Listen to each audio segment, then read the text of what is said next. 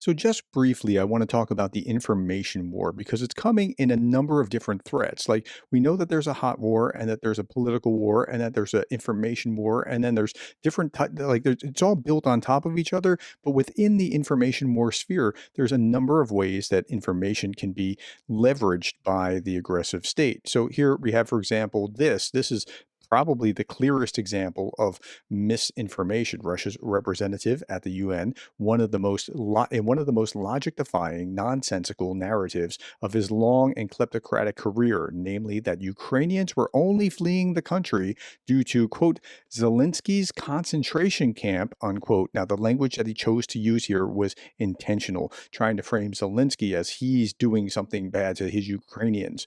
After, quote, the cancellation of elections, unquote, which he knows better that it couldn't have been an election based on the Ukrainian constitution. They can't actually hold elections, but they're pushing this false narrative at the UN.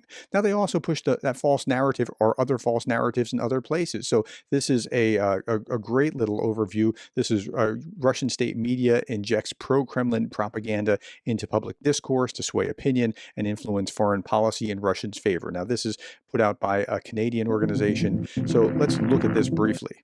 Russia attempts to assert global influence by using various disinformation tools.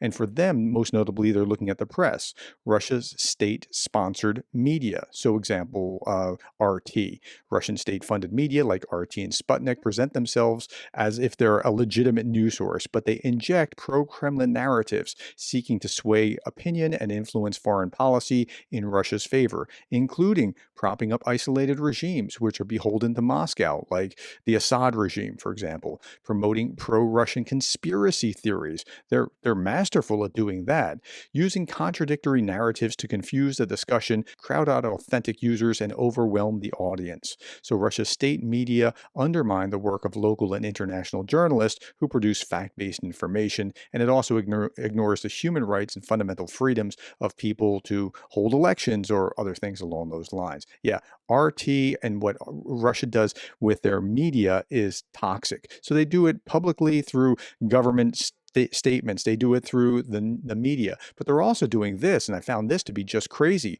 Russian hackers are masquerading as U.S. government officials to infiltrate WhatsApp groups of non-government organizations supporting Ukraine, marking an aggressive shift in cyber warfare tactics. So this is a new thing that they're doing here. Well, they might have been doing this surreptitiously before, but now they're actually doing this full force, and it's really surprising. And there's the normal troll and bots and things along these lines, like King Nerd 88 Alpha Male.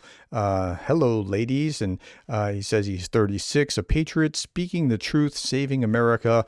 SoFlo, so that's Southern Florida, and regretting it. Tips are greatly appreciated if you like my post. He says he's in Port St. Lucie, and he joined in March of 2023. Well, Darth Putin says meet at King Nerd 1998. Genuine U.S. patriot in Florida, tweeting at 4 a.m. local time.